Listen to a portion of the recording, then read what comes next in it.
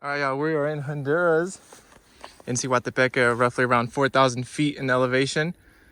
And we're here with Luis, owner of this property, and we're gonna kind of just walk around and see what we have going on in this property. It's a very beautiful property, very interesting context here. A little bit higher elevation, so the pines are more dominant. Honduran pine, a very popular species for timber and for a lot of other things.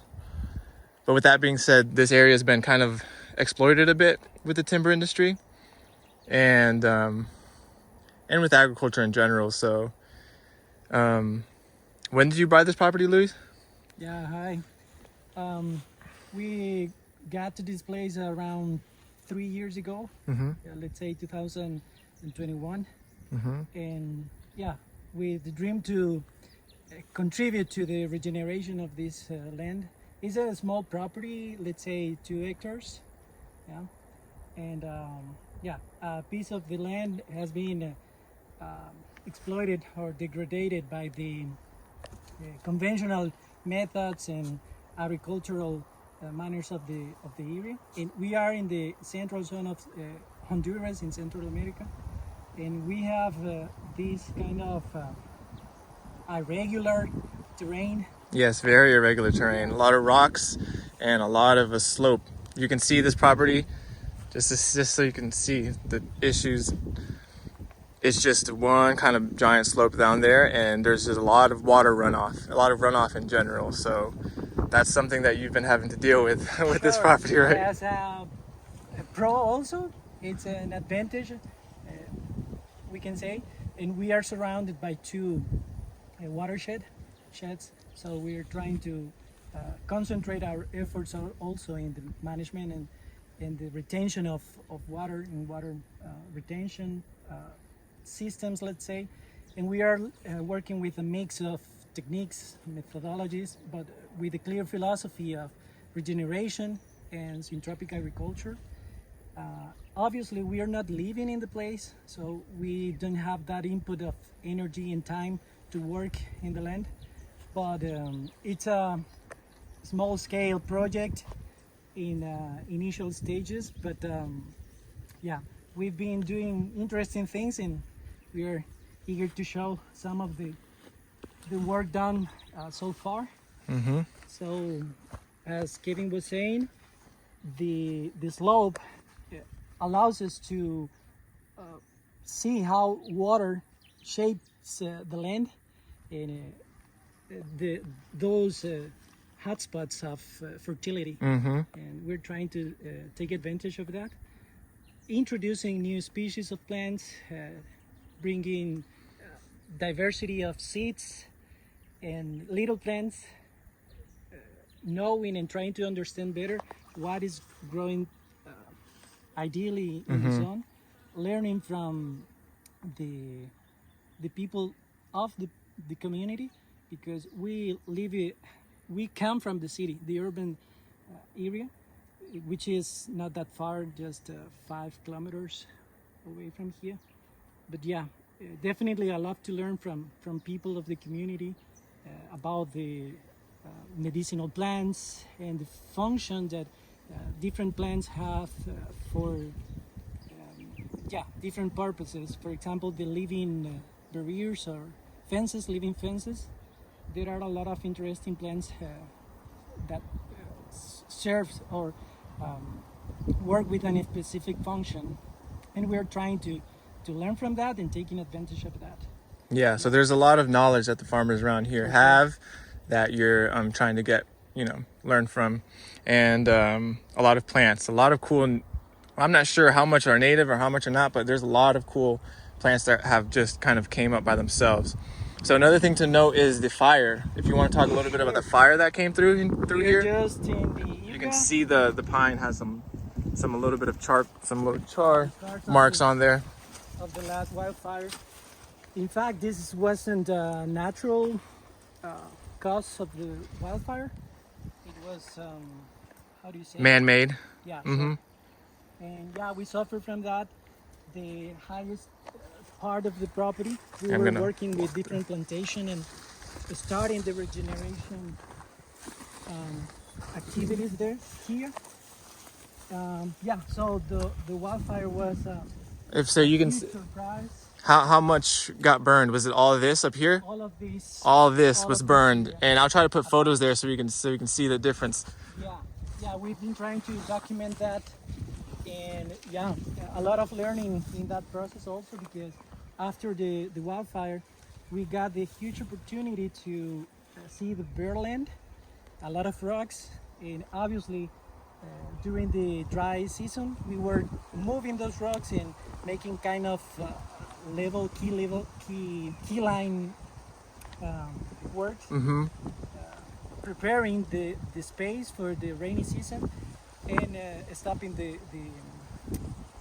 So it was almost like a blessing in disguise, kind of. You're able to see. It was very heart wrenching to see the burned land, but sure. it opened up all the land itself, and you can like you said, you were able to move the rocks. And another interesting thing that happened, that some of the trees that you planted here actually regrowth. regrew with vigor, with a lot more vigor than For sure. they had before. That was another surprise, and many of them are just huge now.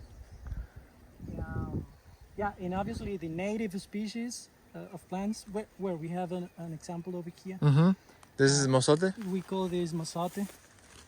It's just spontaneous, and yeah, it has its function in the Definitely. system for sure.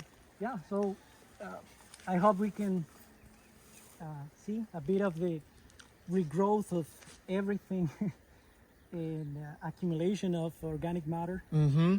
Before we walk around, we should just also point out that there seems to be a little bit more of a, like, this area was kept sort of wooded and not really disturbed as much as the area down there.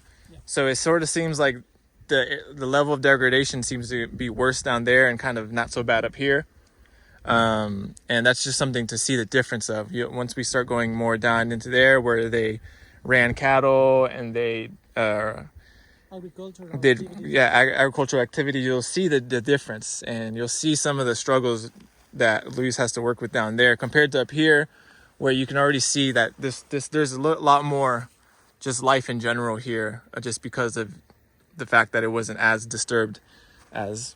And with pine ecosystems, they are adapted to fire. So even though the fire was a man-made fire, it is still possibly a net positive for a pine ecosystem like this, because mostly pine ecosystems evolved with fire.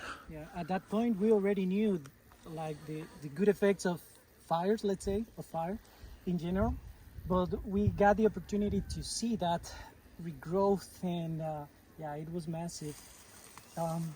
Sure.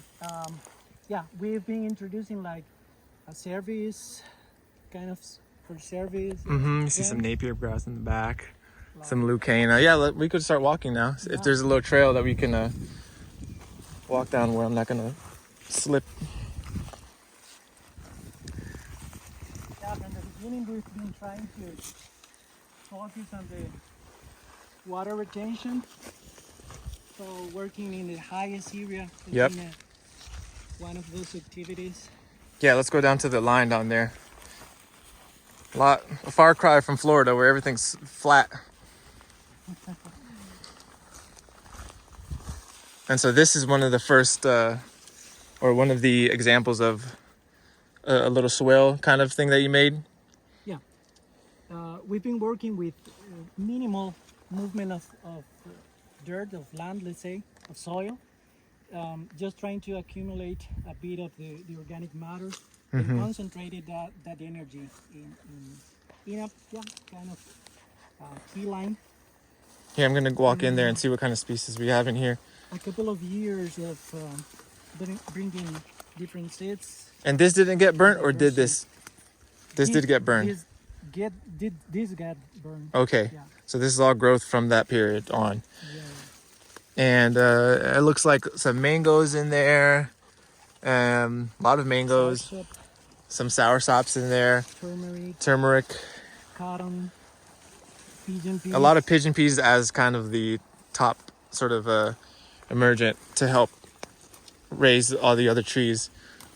And lemongrass has been a key. but yeah, lemongrass as well. Yeah, you can feel the shade here is really nice, very nice. And for sure we have Accumulation of organic matter as well helps a ton. So starting at the top of the watershed to try to hold that water off, because boy does water run down here. We got here in the morning, we can hear the little stream running through. It's been raining pretty good these past couple of days too, so it's a key part of maintaining the fertility and the moisture retention. yeah, during the last months, the beginning of the rainy season, we were bringing more seeds, and that was the main job these months. But now, with the help of Kevin, we are being starting with the management of the already grown Rose. plants, and yeah. We Let's need see. to put all of that organic matter and energy back to the soil. Definitely. A bit, So let's see some of these acacia mangiums that are up there. Is there any other sort of service support species that are up here? Species, sure.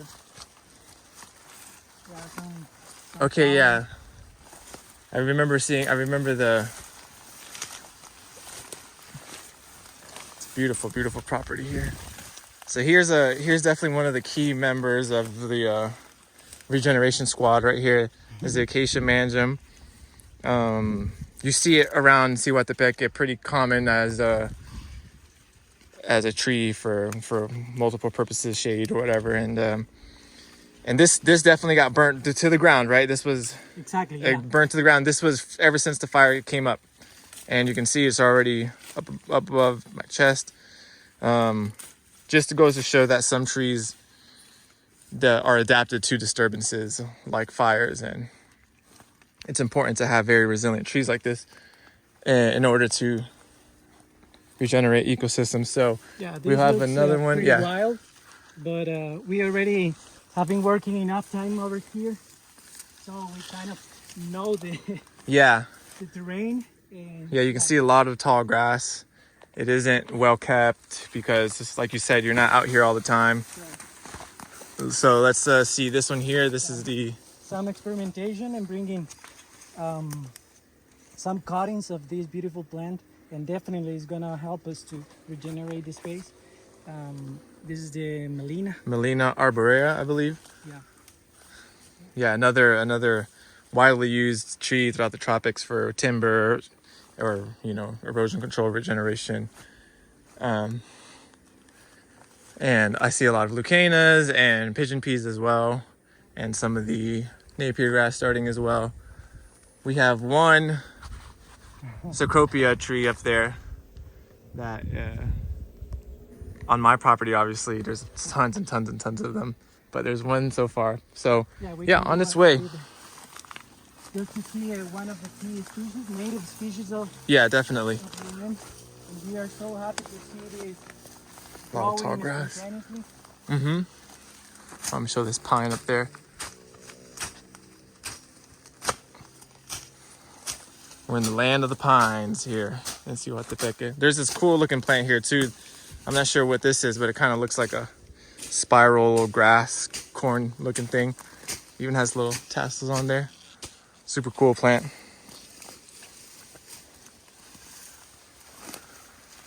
Yeah, this is Oh, is this the Tatascan? Tatascan? Yeah, we'll definitely see more exemplars of these, but this is definitely a key species. That, let me see if I can get in there so I can show the kind of the bark. This is a young one, Yeah, very young one, huh? but it's You can see it kind of fell over and it's already pushing up tons of growth. It reminds me of kind of like a sunchoke kind of thing in temperate climates. Very similar growth habit. Bringing life, some stink bugs. A really good alternative to like a hardier version of Mexican sunflower almost as well. It's the same family. Yeah, same sunflower family. Sunflowers and Perimenium strigilosum is the name that So yeah, trying to understanding what this place want to become, right? And for sure trying to respect that also, but without the fear of what new species could grow well over here. So whatever that wants to contribute to the regeneration of the place, we're more than happy to bring it to. Definitely. And that's See that? cedro. It's, that's another very important tree. And so this tree got burnt as well. Yeah, definitely. Oh yeah, look, and then there's a liquidambar right there, so we can talk about both of them. Another important species. Yeah, this is a very, very important one. This is one that we have high hopes for. This is sweet gum, known in English. Very common in more northern climates. Where I lived in Oregon, this was a very super common tree. And so it does well. I think it's native to like the highland areas of Mexico and Central America. So it is common in this area. So yeah, we're really excited about this tree because it does very well. It shoots straight up. As you can see, it has super vigorous. It's deciduous. It is deciduous too, so it'll lose its leaves in the winter and self-prune. It's, you don't have to do much chop and drop if it's deciduous. And here's the seed. They call it cedro here. It's not a cedar, but it's similar in sounding. But it's another tree that grows very, very well in Central America. So yeah, those are two key trees that are doing well, and 2 trees that got burnt and then came up from the ground, correct? Yeah, correct. Here's another little bit of another leaky. They call it liquidambar because that's the Latin name, liquidambar strike. I forget how to say the second part. All right, so we'll head down and see lower down in the watershed and see kind of the degradation down there, because it's definitely a lot worse than up here. Up here we have the sort of climate control aspects of the pine, and also the pine duff that falls. Those pine needles that fall over time it does wonders in keeping sort of moisture retention and keeping the system sort of mulched, self-mulched. Yeah, a lot of management needed here, but eventually with more shade, it's gonna get, let's say, easier. There's another acacia right there, right? Right there, popping up. So this is a very key transition point where the service trees start to poke their heads up through the grasses and annual weeds.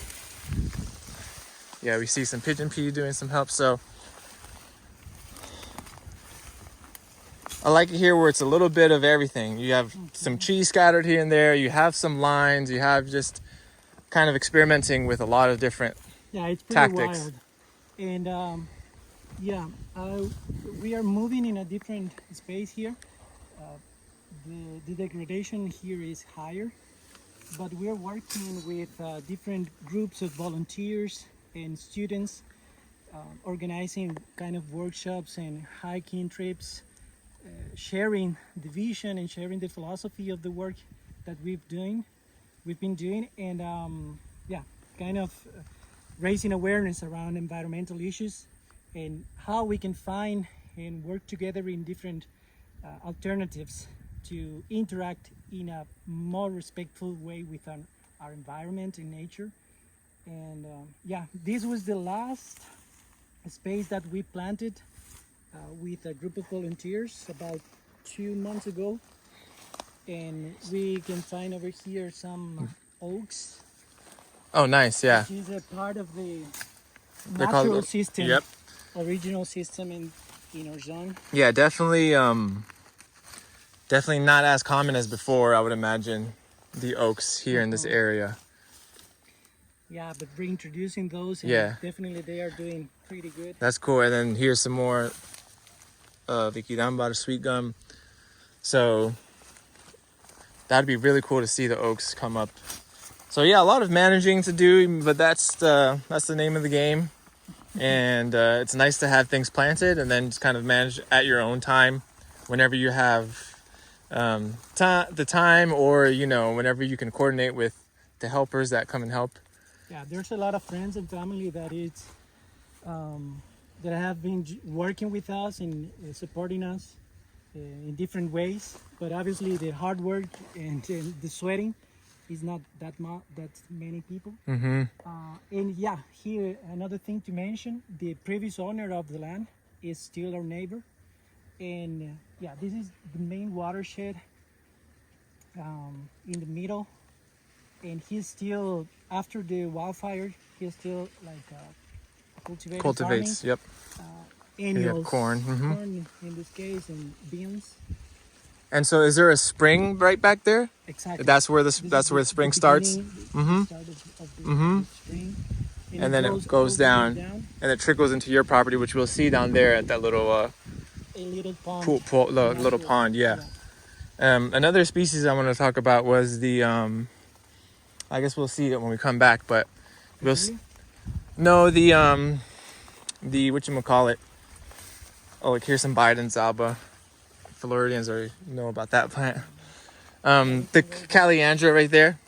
Oh, there's just something there. As we go lower in degradation, you'll see some more sort of key annual kind of plants. Not annual, but just more sun-loving.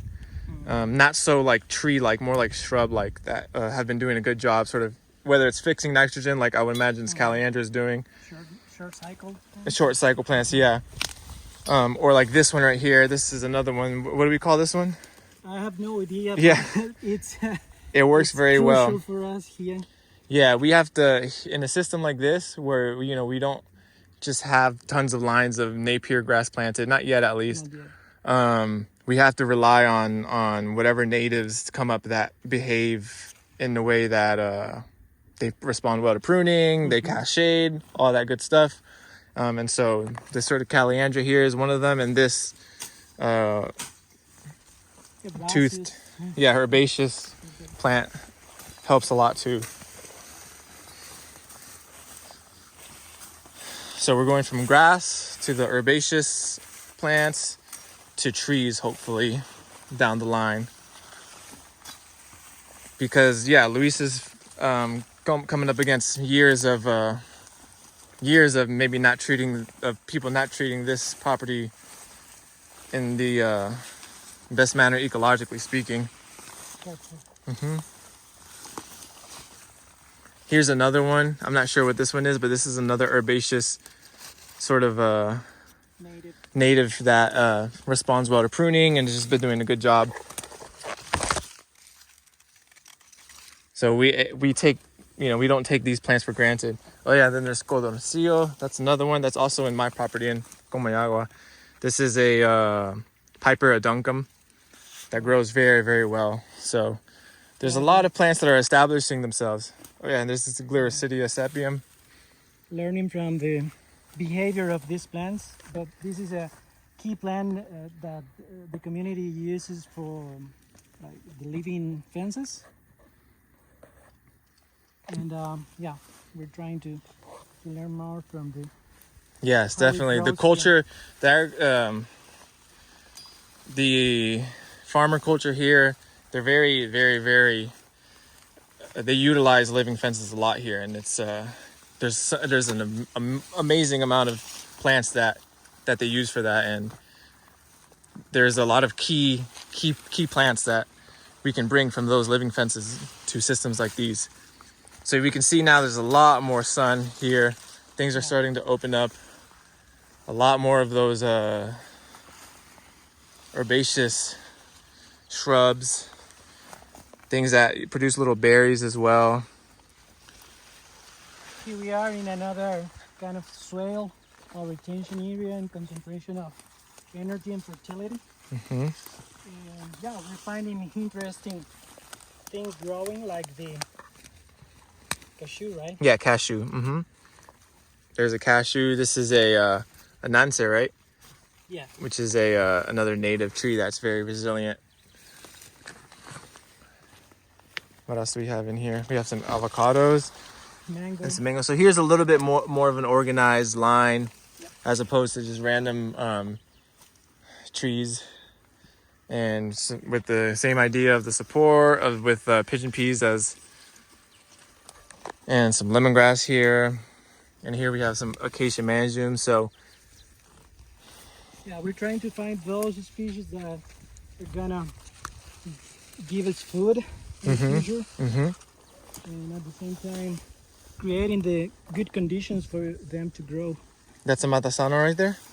Here we have a matasano. Yeah, that's a white zapote, they call it in English. Okay. Does well in the higher areas.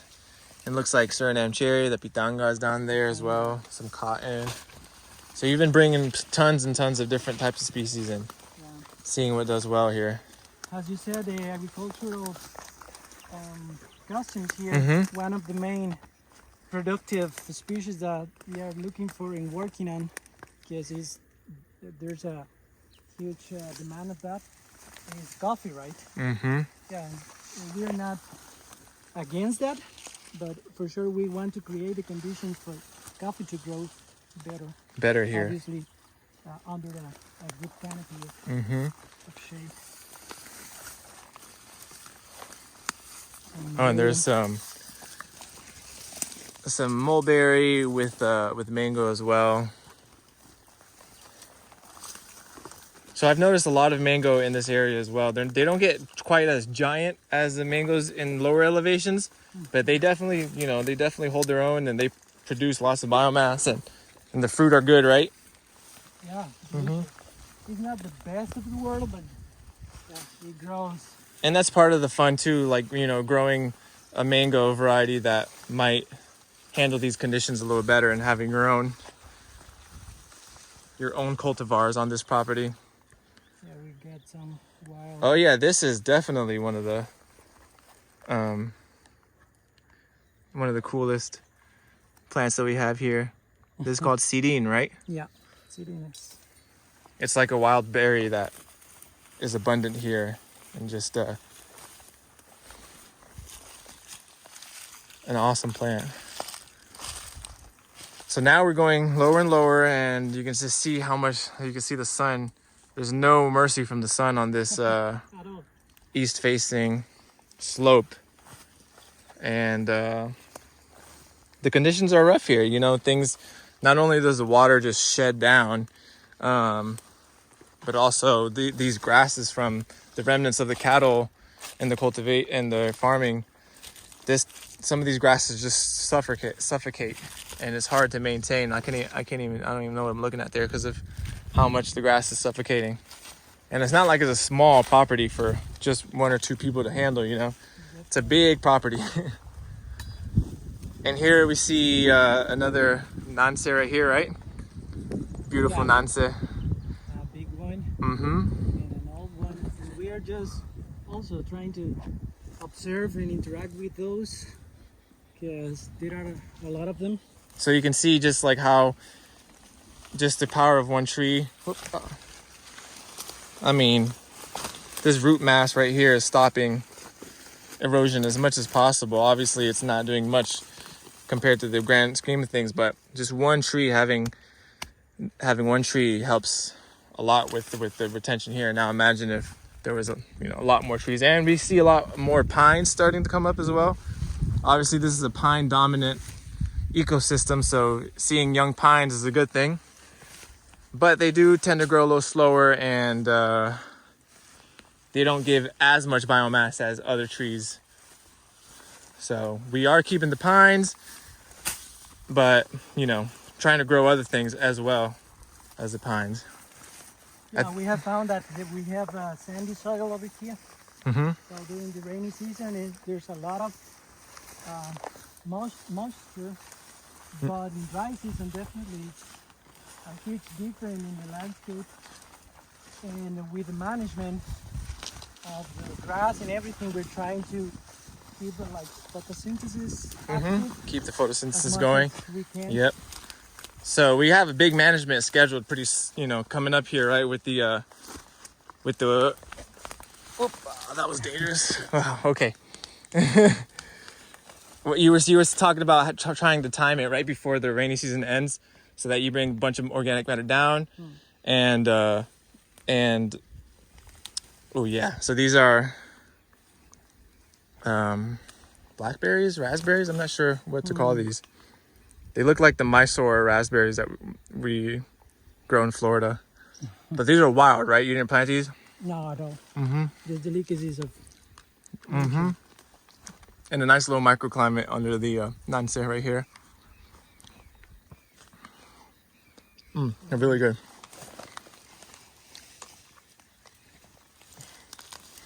Yeah, they're really good actually.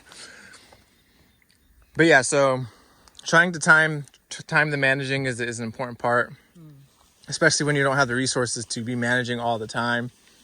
You know, whether it's the time or paying people to do it. You know, so trying to time it right before the rainy season ends is a good way to do it, because it'll make you'll have the photosynthesis happening during the dry season, like you said, and all that organic matter will help keep the ground moist for the dry season.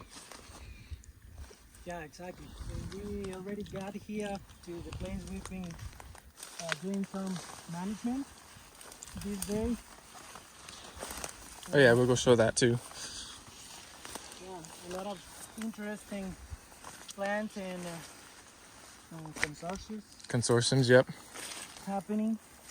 Wow, you can just feel that big difference of the microclimate of that tree and now back into the... Oh yeah, so this is what we did today, right? Yeah. So yeah, we opened up, we chopped and dropped a lot of material, found the key trees like the cashews and avocados and mangoes, and gave them tons of biomass. We also have is this the line with the wapinol? Oh yeah, there they are. I see them right there. Yeah, exactly. And we also have trees that are for the long haul right here. This is the guapinol, or jatoba in Portuguese, or stinking toe fruit in English. Is it very common to see this tree here in Siwa? Not that common. But we got the fortune to have one close to. All you need is one tree, and that's the cool thing about this, is that if you have one tree that's giving seeds, that's all you really need.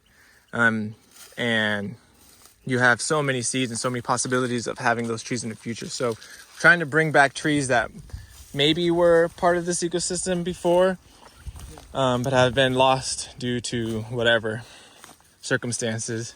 Yeah, during these years we've been trying to deal with the challenge of not enough shade. Yes, this is the very initial hard. stages. And yeah, I can see the difference from day one. Bare soil, but yeah, we'll see what happened with the. And this grass is this is the telltale sign of just how degraded it is here. This grass seems to be nature's solution to try to keep back that the erosion, you know. And it isn't the best solution, but it is a great solution for nature. So we're trying to not get rid of it, but slowly change it into something more robust over time. Something that can produce food for us and the rest of the ecosystem. And this is another line we managed this morning. So yeah, you can just see, I mean, you can see how much sunlight is coming in on this. So we have some cassava here. It looks like some more cashews coming in here. We have some mangoes as well. So which one? Oh yeah, the jack beans aren't doing as great as they do in Florida, but they're doing something. And let's see what else. Have a nice another mango here. So yeah, things aren't as explosive with growth as I've seen in other systems, but that's because what you have here is definitely an uphill battle. But the cashews are really doing well. So part of the experimenting is seeing what does well, what doesn't do well. Maybe don't plant as much of the stuff that doesn't do well and plant more of the stuff that does do well.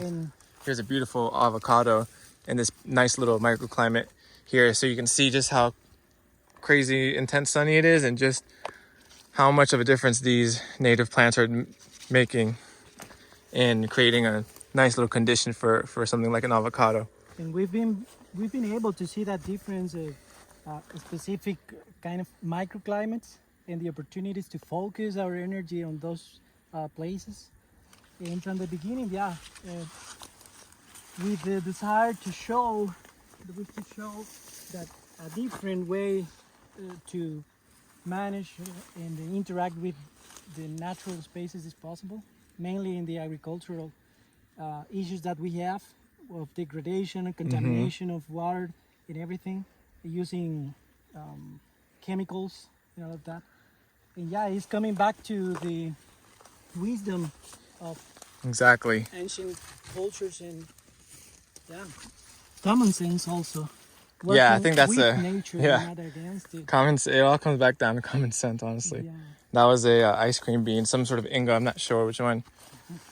But the other night, your family members were talking, and we're talking just about how much more forested this area used to be, how much cleaner the rivers used to be, how much they used to eat the native plants that were here, and how a lot of that culture is lost. Just in modernization in general.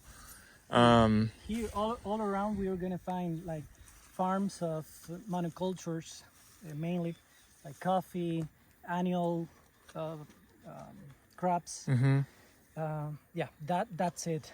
And yeah, that's the sad part of the problems that we're facing as culture. It's definitely a big thing in Central America in general. Just the urbanization and folks not seeing much value in land, or either the landowners selling the land to whoever, or not seeing value in the land, or not being able to make a living off the land anymore. And so they have to abandon their lands and then move to the cities where maybe the working conditions aren't the best. It's a big issue we see in a lot of developing countries, but in Central America for sure. And it's something that we want to do here, maybe bring value to the land, whether it's economically or whether it's just in general. There's a lot of trees that can provide an abundance of fruit, have the younger generation come to the land and not see this degraded area, and have a big beautiful forest where they can have fun, they can walk through the trails, pick off all kinds of different fruit, and maybe have a value for the land, so that trend of urbanization, people moving to San Pedro to go work in those factories with horrible working conditions just because that's where the money is. It's about rebellion and reconnecting, because we have that need, innate need to be surrounded by open spaces and plants and everything, and learning from that. There's a lot to learn from being in this space. Of course, we have hard work to do, and it's not easy to be down here, but it's another atmosphere. It brings you to another state of mind, and we see that this makes sense.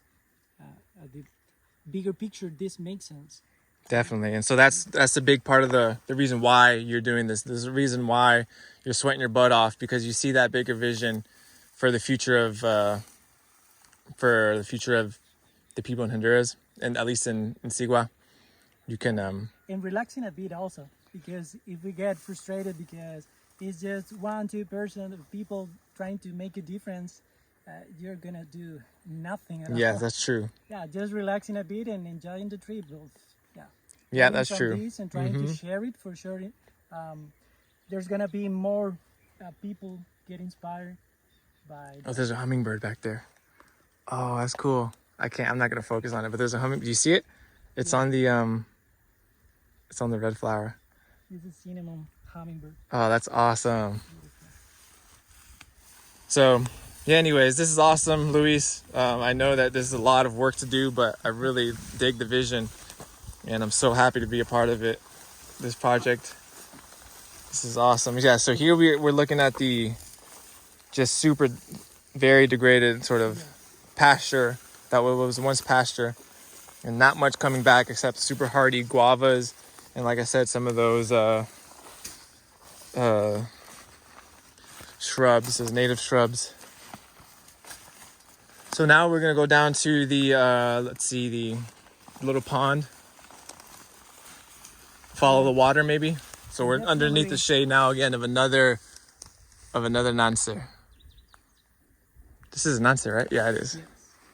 So Yeah, the place by itself, the system has the capacity to regenerate it by itself, but is due to the level of degradation, it's our responsibility to intervene with coherent work and improving and enhancing that potential with our intervention on the regeneration or regenerative process. And it's not just about the land, right? definitely. It's the interactions with the community and the way we share the vision and the focus of that.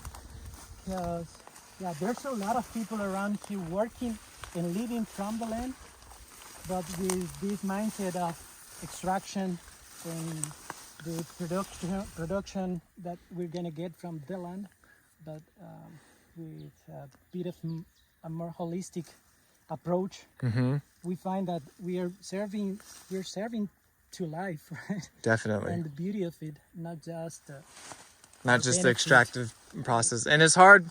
It's a tough one because farmers modern farmers, they're kind of pigeonholed into this place where they have to produce something to make something, and it's a tough spot for farmers. So if you can have a concrete example of what can be the alternative, then that's something super super necessary for a lot of rural areas in Honduras, to be honest. And we are considering and learning and studying and making connection with this potential of ecotourism Definitely. and bringing people to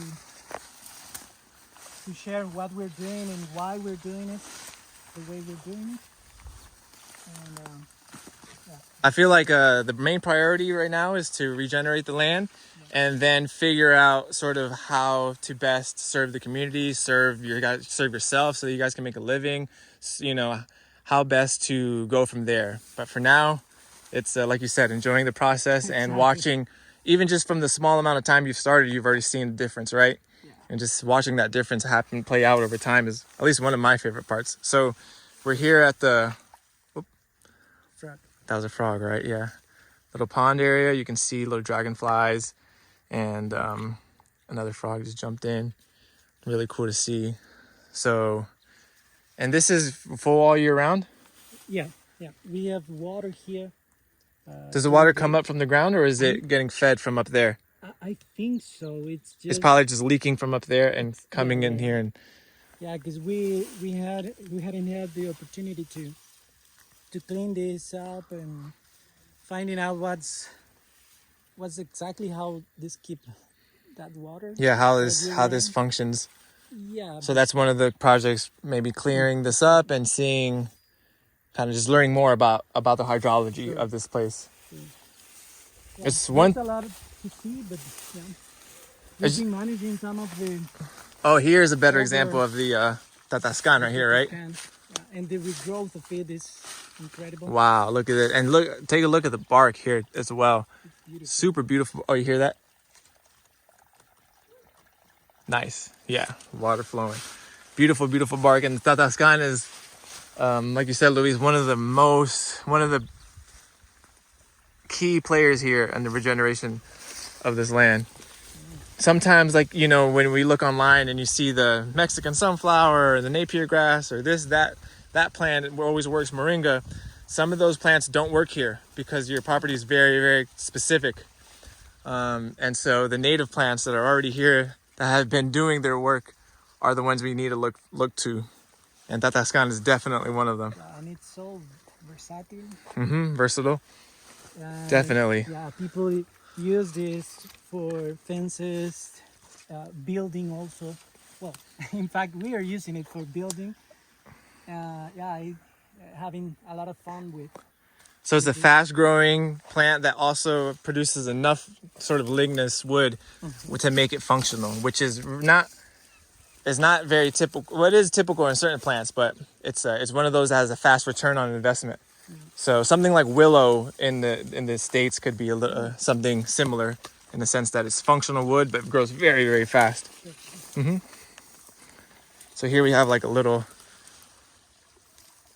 babbling brook kind of thing, which is super cool because on my property in Honduras, there's not really much flowing water in general. So it's really cool to be able to be closer to the hydrology of a property and see the difference over the years. That's one thing I'm super excited to see, Luis, is how this water is going to change over the years. Yeah.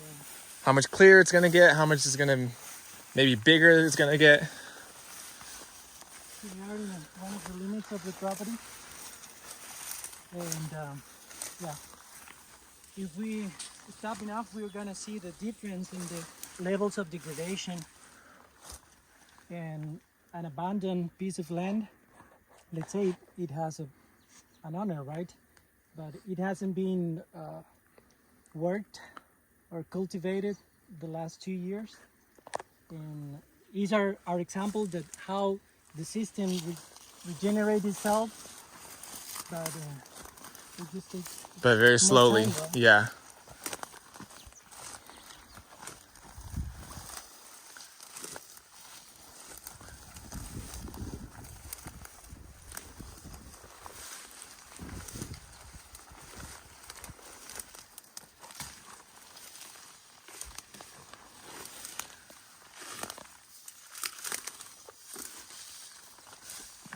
I want to bring up something that you mentioned the other day where people here are maybe accustomed to saying it's the forest being just like a bunch of pine trees and then Oh yeah, maybe nothing much underneath. yeah, And who knows what this place looked like thousands of years ago. It could have been way more diverse.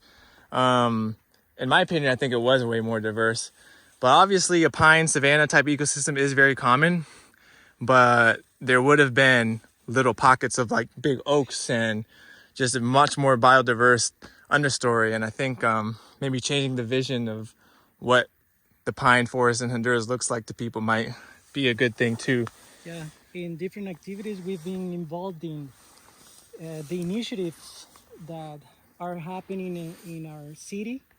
Like there are different parks and natural reserves, but yeah, we have this narrative and this concept of clear soiled or just grass and some trees, in this case pines, and that's not a forest at all. We need those different stratas in the in the forest and the diversity and the density to a healthy ecosystem. And yeah, we're trying to replicate that, learning from that, and yeah, seeing some results.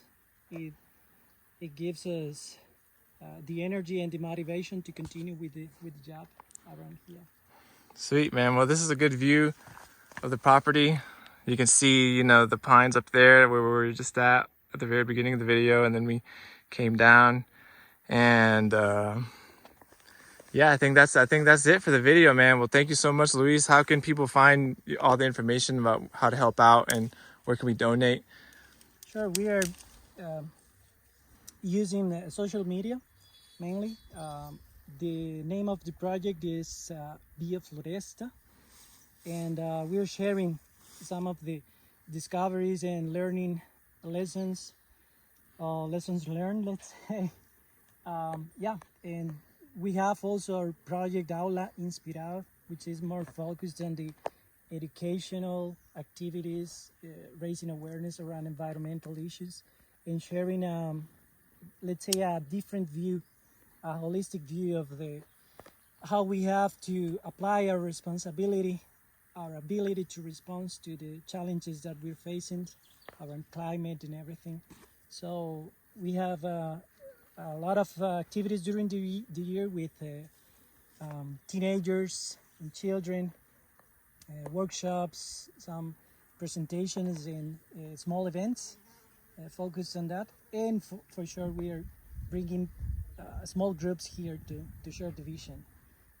Yeah, and we are launching a GoFundMe campaign, crowdfunding, fundraiser, right? And yeah, because we have, we are dreaming here, working in our dream. So yeah, definitely money it's a challenge. Mm-hmm. We need to have an income to sustain this and make it sustainable, right? Correct. But yeah, with all the energy to continue the work and sharing it, and this connection with Kevin has been a beautiful example of the power of sharing our dreams and the work that we're doing. And we are seeing that there's a lot of efforts around the area, our country, the region, but we need to connect and link with those projects and people trying to make a difference. Uh, Everyone in its own space and region, right? So thankful for this time and this space, working and sharing. Sweet. Well, thank you so much, Luis. This has been awesome. I'm grateful as well to have met you and to know that there are people in Honduras that actually want to see land get restored and want to see a better generation of Hondurans going forward that are more ecologically aware and just want to see Honduras thrive, because it can thrive, and I want to see that personally, and I'm pretty sure you do too. So yeah, well, we're gonna keep chipping away, man, and little by little. So I put all the links for the information for where we can donate and all that good stuff. So go ahead and finish the video now, because it's been a lot. But this is this is the canvas we're working on. You'll see the difference in the coming years. Peace.